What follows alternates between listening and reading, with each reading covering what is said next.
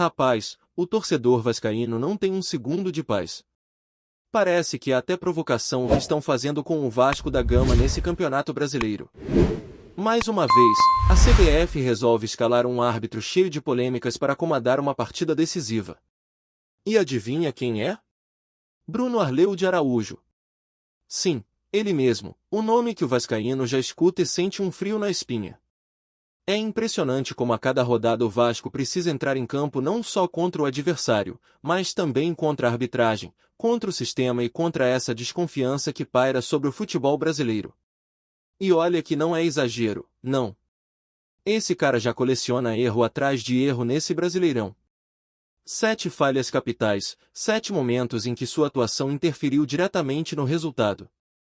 E agora é ele que vai apitar Vasco e Botafogo, num clássico que já é pesado por natureza, ainda mais com o Vasco precisando desesperadamente de pontos. É brincadeira, né? Parece que fazem de propósito. O torcedor já entra tenso, sabendo que pode acontecer de tudo, menos uma arbitragem tranquila. E para piorar, é o mesmo árbitro que chegou a ser afastado pela própria CBF no início do campeonato por causa de um erro grotesco. Então, o que explica essa escala? Qual a lógica? Enquanto isso, o vascaíno tenta se manter firme, mas não dá para negar que o sentimento é de revolta. No domingo passado, contra o São Paulo, o Vasco até fez um bom jogo, mas foi prejudicado num lance que se repete há tempos. Um empurrão dentro da área, o VAR chama, o juiz marca o pênalti pronto. Tudo normal. Mas quando é a favor do Vasco, os mesmos lances passam batido. É puxão, é empurrão, é jogador caindo e nada acontece. Parece até que o VAR fica mudo nessas horas. É por isso que o torcedor grita, que o torcedor desabafa, porque o sentimento é de injustiça. E a CBF, que deveria ser a primeira a garantir a lisura do campeonato, parece fingir que nada vê. Coloca um árbitro problemático justamente num jogo de alto risco, envolvendo uma torcida que já não aguenta mais tanta polêmica. Aí depois reclamam quando o clima esquenta. É muita incoerência. O Vasco vai ter que jogar contra o Botafogo, contra o histórico de Bruno Arleu e contra o peso de um sistema que, sinceramente, ninguém entende mais. É para preparar o coração e o calmante, porque se depender da arbitragem, vai ser teste para cardíaco. Mas não é só de arbitragem que o torcedor está cansado. Dentro de campo, o Vasco também vive um momento estranho. A história do Lincoln é daquelas que deixam a torcida dividida entre a tristeza e a indignação. Um garoto da base, criado dentro do clube desde os 16 anos, capitão no sub-20, campeão de tudo que é torneio de base. Um jogador que sempre vestiu a camisa cruz-maltina com garra, com amor, e que parecia ter o futuro todo pela frente. Só que, por algum motivo, o espaço no time principal nunca veio. O garoto foi emprestado ao Volta Redonda e, pasmem, não jogou um minuto sequer. Nem relacionado para os jogos. Como é que um jogador com tanta história dentro do clube, com contrato renovado recentemente, acaba esquecido numa equipe que está praticamente rebaixada para a Série C? É inacreditável. O torcedor olha e não entende. Um menino que marcou gol contra o Internacional, dentro do Beira-Rio, hoje nem entra em campo por um time do interior. É um contraste absurdo. E o sentimento é de que algo se perdeu no meio do caminho. Falta de oportunidade, más decisões, talvez até má gestão da carreira. O fato é que o Lincoln virou um símbolo dessa dificuldade que o Vasco tem em aproveitar o que produz na base. E enquanto o torcedor ainda tenta digerir essas coisas, vem o noticiário do dia e traz mais lenha para a fogueira. Agora o escândalo é no STJD. E adivinha quem aparece de novo? O Flamengo, claro. O caso Bruno Henrique virou um verdadeiro absurdo nacional. O jogador foi condenado por envolvimento em esquema de apostas, recebeu uma punição clara, 12 jogos de suspensão, mas continua entrando em campo, marcando gols e sendo decisivo. Tudo isso porque o clube conseguiu um efeito suspensivo que parece eterno. A liminar que era para valer por poucos dias já virou passe livre para disputar o resto do campeonato e até a final da Libertadores. E é nesse ponto que o torcedor de outros clubes, especialmente o do Vasco, perde a paciência. Porque quando acontece com qualquer outro jogador, a punição é dura, é rápida, é exemplar. Mas quando é com o Flamengo, o ritmo muda, o julgamento atrasa, o tribunal adia e o cara segue jogando. Isso não é coincidência. É privilégio. E é o tipo de coisa que mina a credibilidade do futebol brasileiro. A mensagem que passa é a pior possível, que tem time que pode tudo e time que paga por tudo. Enquanto o Bruno Henrique tá lá, comemorando o gol, o torcedor se pergunta, e se fosse um jogador do Vasco? Será que teria o mesmo tratamento? Será que o STJD ia segurar o julgamento? Duvido. É sempre o mesmo filme. E o pior é que até profissionais da imprensa, muitos deles declaradamente rubro-negros, começaram a admitir que o caso é absurdo. Quando até quem defende Flamengo reconhece que tem algo errado, é porque a situação passou de todos os limites. O torcedor vascaíno observa tudo isso e sente na pele o peso da desigualdade. É pênalti que não marcam, é expulsão que não dão, é adversário beneficiado por decisões estranhas, é o tribunal demorando meses para punir. A sensação é de que o Vasco sempre tem que remar contra a maré, enquanto outros navegam em mar de tranquilidade. E não dá mais para aceitar calado. O futebol precisa ser justo, precisa ser igual para todos. E se a CBF e o STJD não tomam providência, o torcedor vai continuar cobrando. Vai continuar questionando e denunciando. Porque já não é mais questão de clubismo, é questão de dignidade esportiva. O que está em jogo é o respeito ao torcedor, ao esforço dos jogadores e à história de um clube que já foi campeão de tudo e que merece tratamento digno. Agora, com o clássico batendo na porta, o clima é de apreensão. O Vasco precisa entrar em campo focado, mas sabendo que a arbitragem pode virar protagonista a qualquer momento. E ninguém quer isso. O torcedor quer ver futebol, quer ver o time jogando, quer ver justiça dentro das quatro linhas. Mas, infelizmente, com Bruno Arleu de Araújo no apito, é difícil ter essa confiança. É o tipo de nome que já chega carregado de desconfiança, de tensão. E tudo isso em mais uma rodada que pode ser decisiva pro destino do Vasco no campeonato. Então, meu amigo vascaíno, prepara o coração, porque o jogo promete ser daqueles que testam a paciência.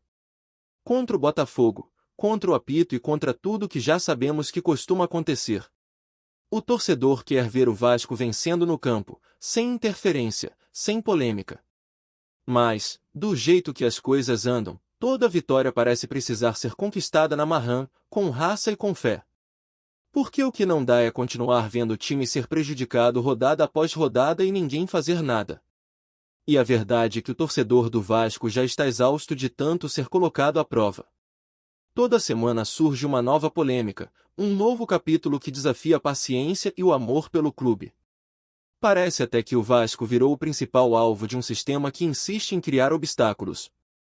E o pior é que isso já não é apenas uma percepção de quem veste a cruz de Malta.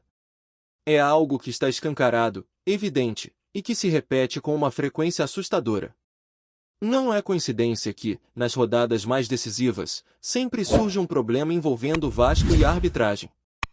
É como se houvesse uma nuvem pesada acompanhando o time, pronta para interferir justamente quando o clube começa a reagir. O torcedor lembra, e como lembra, de todas as vezes que o apito soou contra o Vasco. São lances duvidosos, gols anulados, pênaltis ignorados. O VAR, que deveria ser uma ferramenta de justiça, virou quase um fantasma. Ele aparece quando o adversário é beneficiado, mas desaparece quando o erro é a favor do Vasco. A sensação é de impotência, de estar jogando um jogo desigual. E isso não é de agora. Desde o início do campeonato, o Vasco tem colecionado episódios que beiram o absurdo. Arbitragem mal posicionada, decisões sem critério, revisões que demoram uma eternidade. É difícil acreditar que tudo isso seja apenas coincidência. E aí vem a CBF e repete o roteiro.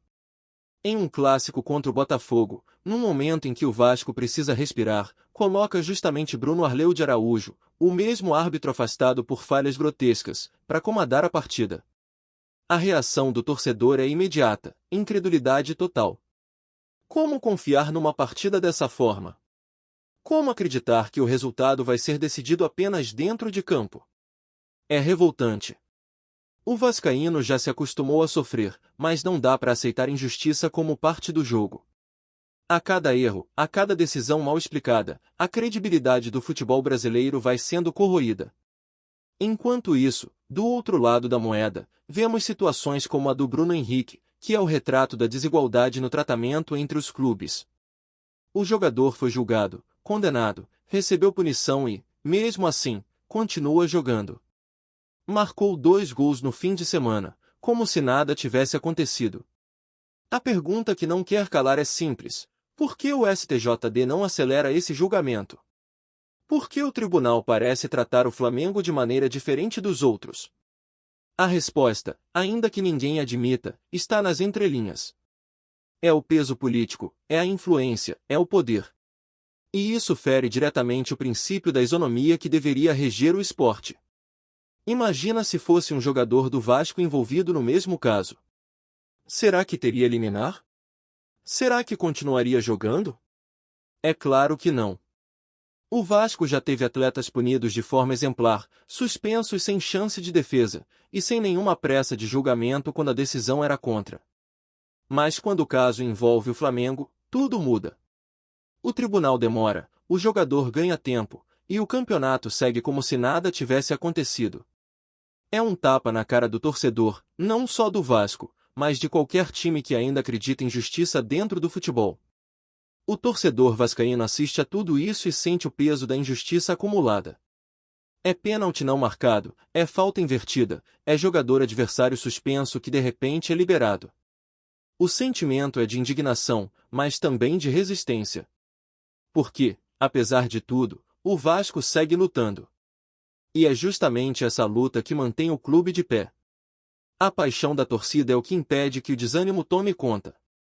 A cada novo erro, o vascaíno se revolta, grita, protesta, mas continua acreditando. É um amor que desafia a lógica, que resiste mesmo quando tudo parece conspirar contra. E dentro de campo, o time tenta responder na bola. Mesmo com todas as dificuldades, o elenco mostra entrega, mostra vontade.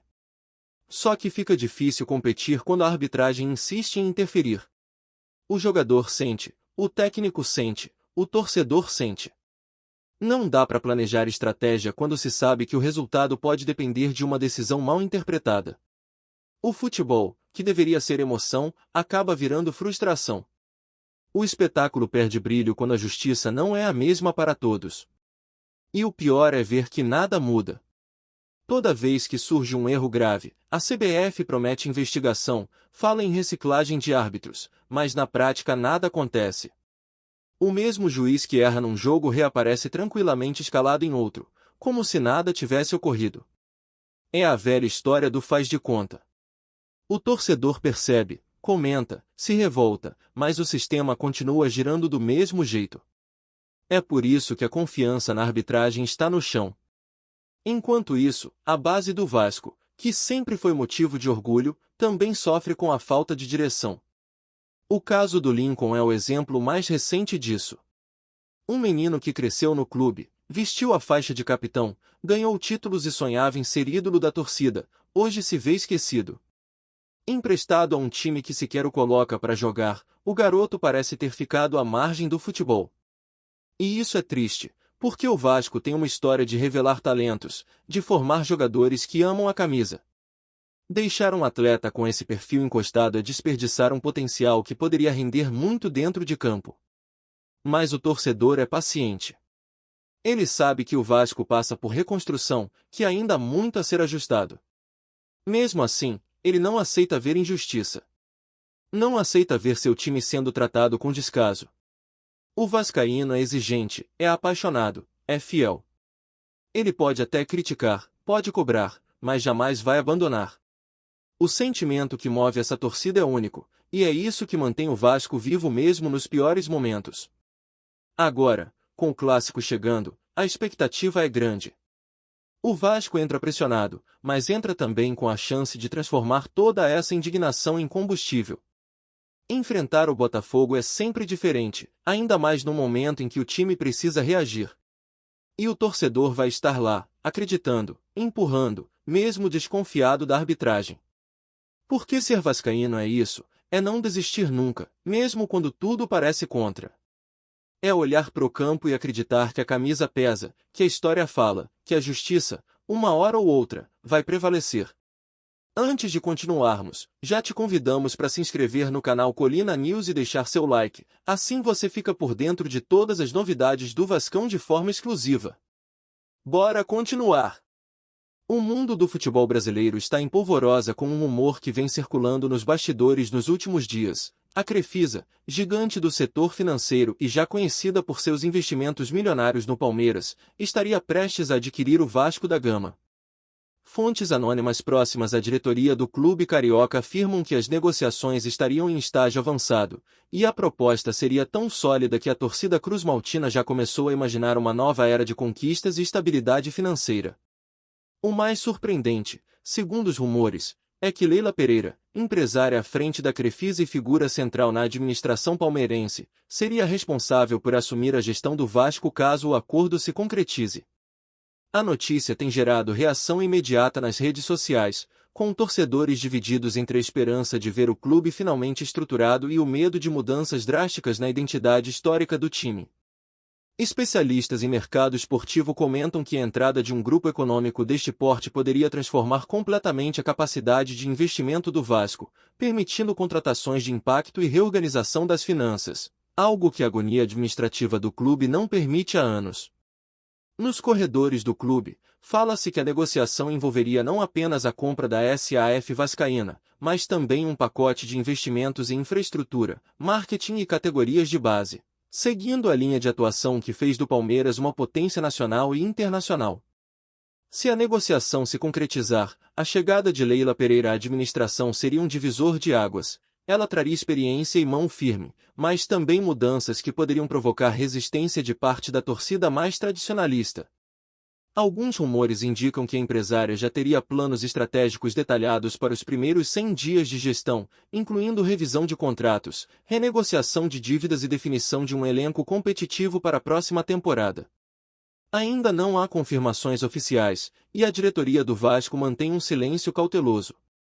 No entanto, o burburinho é tanto que já virou tema de debate entre comentaristas esportivos, jornalistas e influenciadores do futebol. As redes sociais, como sempre, ampliam cada detalhe, e a hashtag Crefisa no Vasco já começa a ganhar força entre os torcedores.